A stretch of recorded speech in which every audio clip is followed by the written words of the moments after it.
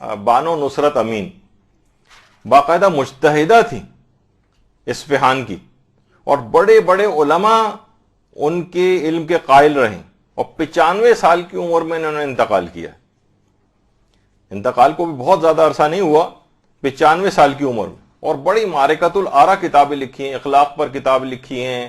اور فضائل امیر المومنین پہ کتابیں لکھی ہیں۔ اس کے علاوہ جو ان کو اپنے مکاشفات ہوتے تھے، مکاشفہ، اس پہ انہوں نے اپنے جو ہے وہ باقاعدہ اپنے احوال کو جو ہے وہ نقل کیا ہے۔ اس طرح سیر و سلوک کے موضوع پر انہوں نے کتابیں لکھی ہیں۔ اور بانو امین کی خاص طور پہ ایک چیز جو مخزن العرفان کے نام سے جو تفسیر قرآن لکھی، یعنی کہا جاتا ہے کہ تاریخ اسلام کی واحد خاتون ہیں کہ جنہوں نے مکمل تفسیر قرآن لکھی ہے، قرآن کی مکمل تفسیر، ورنہ اس سے پہلے کچھ خواتین نے مثلا کچھ ایک سورہ یا چند سوروں کی تفسیر تک لکھی ہے،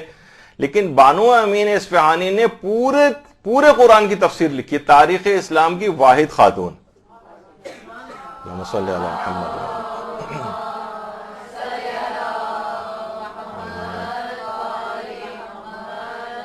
اور آیت اللہ رحیم ارباب، جن کا بھی تھوڑی دیر پہلے تذکرہ ہوا تھا، ایک گناہ بھی جنہوں نے نہیں کیا، تو وہ خود بانو امین کی خصوصیات کے متعلق یہ بات فرماتے تھے کہ بانو امین کرامت باطنیہ رکھتی تھیں،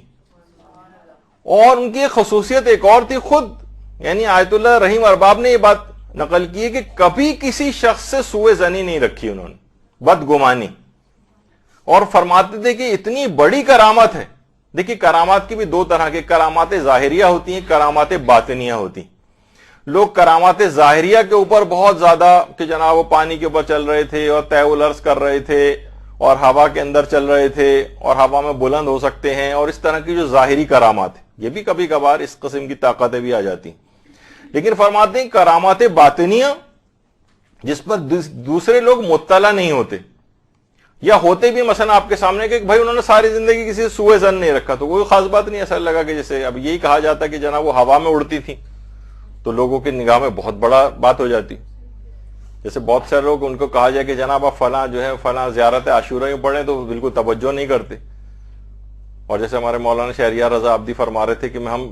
آڑی ترچھے لکیریں کاغذ پہ کھینچ کے دے دیں تو ایسا سنبھال کے اس کو رکھیں گے، اور اس کے مقابلے میں زیارت عاشورہ جو ہے اس کو کوئی اہمیت نہیں دیں گے۔ تو ہم یہ سوچتے ہیں کہ شاید یہ باطنی جو کرامات ہیں، تو سوء ظنی سے اپنے آپ کو بچانا۔ تو بانو امین کے متعلق یہ انہوں نے فرمایا کہ دوسرے لوگ اس سے مطلع نہیں ہوتے۔ مثلا ایک عالم کے متعلق ملتا ہے کہ پہلے زمانے میں ہوتا تھا کہ لوگ ان کے پاس آ کر رہنے لگتے تھے، پہلے زمانے میں کہ ان کی شاگردی اختیار کرتے تھے، ساتھ ہی رہتے تھے، تو 20 سال جب ساتھ رہے اس کے بعد جانے لگے تو کہنے لگے میں تو آپ کو بہت ہی کوئی عارف سمجھ کر آیا تھا کہ آپ سے کچھ کرامتیں دیکھوں گا، 20 سال کا عرصہ ہو گیا مجھے تو کوئی کرامت ہی نظر نہیں آئی۔ انہوں نے کہا اچھا یہ بتاؤ کہ ان 20 سال کے عرصے میں تم نے کبھی مجھے کوئی گناہ کرتے دیکھا ہے؟ کہا کہ نہیں، گناہ کرتے تو کبھی نہیں دیکھا۔ بتاؤ، کہا 20 سال کسی کے پاس رہیں اور ایک گناہ کرتے بھی نہ دیکھیں، اس سے بڑھ کر کرامت اور کیا ہوگی؟ تو کرامتیں اصل میں لوگ اس طرح کی کرامتیں، شعبدے بازیاں، ٹرکس اور کرتب بازیاں، اس کو سوچتے ہیں کہ شاید یہ بڑا کوئی عالم عارف ہے، جبکہ ایسا نہیں، بلکہ ان کے ہاتھ سے وہ چیزیں لے لی جاتی ہیں تاکہ دنیا کی طرف مائل اس انداز سے نہ ہو جائے۔ تو بانو امین کے متعلق بھی یہ ملتا ہے، باقاعدہ سرکار خانم قاضی کے نام سے بانو امین کی ایک شاگردہ تھی، تو وہ فرماتی ہیں کہ ایک دفعہ میں بیمار پڑ گئی تو بانو امین اصفہانی میری عیادت کے لیے تشریف لائیں، اور جیسے کہ ہے مستحبات میں سے بھی ہے کہ مریض کی پیشانی پر ہاتھ رکھ کر یا مریض کے ہاتھ کے اوپر ہاتھ رکھ کر سورہ الحمد پڑھی جائے اور 7 مرتبہ سورہ الحمد پڑھی جائے۔ یہاں تو یہ ہوتا ہے کہ الحمد پڑھ رہے ہیں سورہ فاتحہ تو اس کا معنی یہ سمجھے جاتے ہیں کہ شاید مریض کے اوپر اس کو مارنے کی تیاری اور اس کے اوپر فاتحہ پڑھی جا رہی ہے، مستحبات کے اندر سے ہے باقاعدہ۔ کہہ رہے ہیں انہوں نے 7 مرتبہ سورہ الحمد کی تلاوت کرنا شروع کی، تو میں یہ دیکھ کر بہت حیران رہ گئی، ایک لحاظ سے ذرا دہشت زدہ سی بھی ہوئی کہ میرے گھر کے صحن میں لگے ہوئے درختوں سے بھی سورہ الحمد کی تلاوت کی آوازیں آنے لگیں۔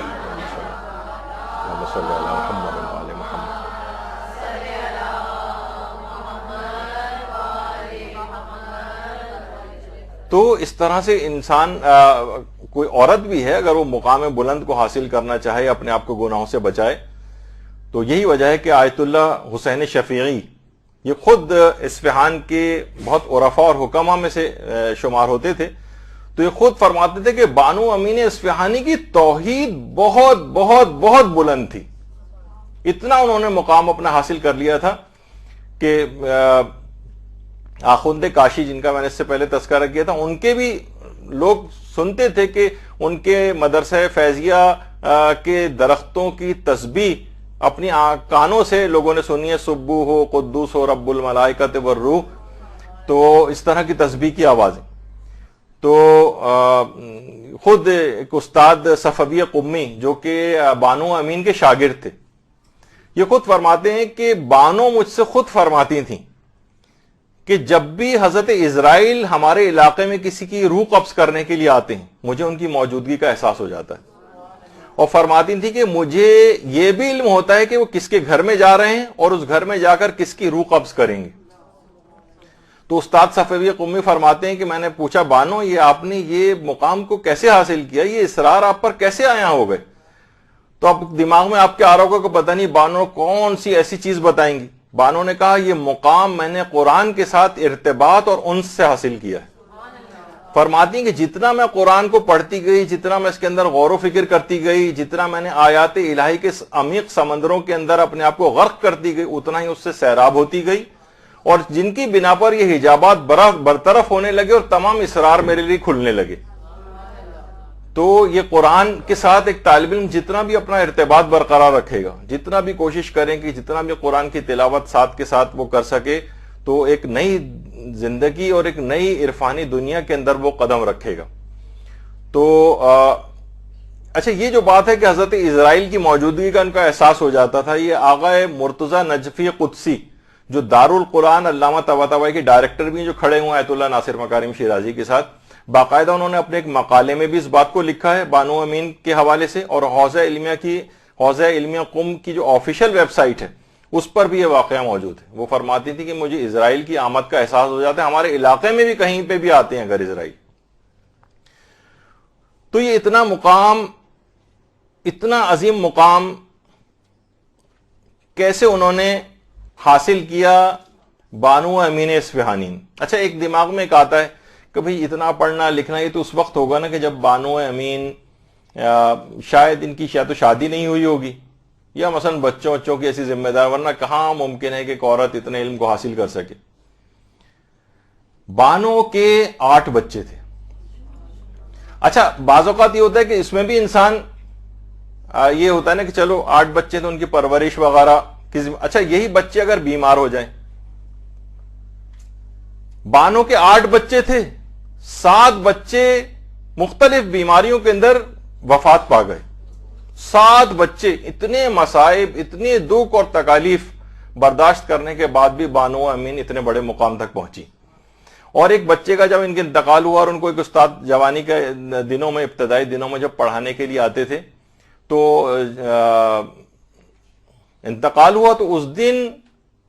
تشریف نہیں لے گئے وہ پڑھانے کے لیے کہ آج تو انتقال ہوا بانو امین، اب تو کئی دنوں تک نہیں پڑھیں گی. اگلے دن ہی ان کا پیغام آ گیا کہ آپ کل تشریف نہیں لائے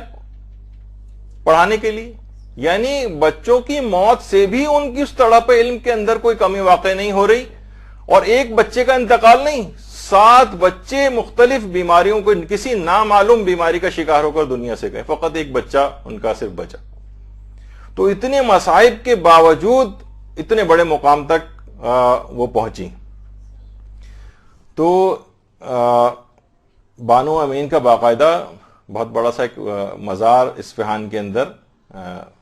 بنا ہے، اور باقاعدہ زلال حکمت کے نام سے بانو امین کی سیرت اور کردار کے اوپر کتابیں تک لکھی گئیں. برحمتك يا أرحم الراحمين وصلى الله على محمد وآله الطاهرين.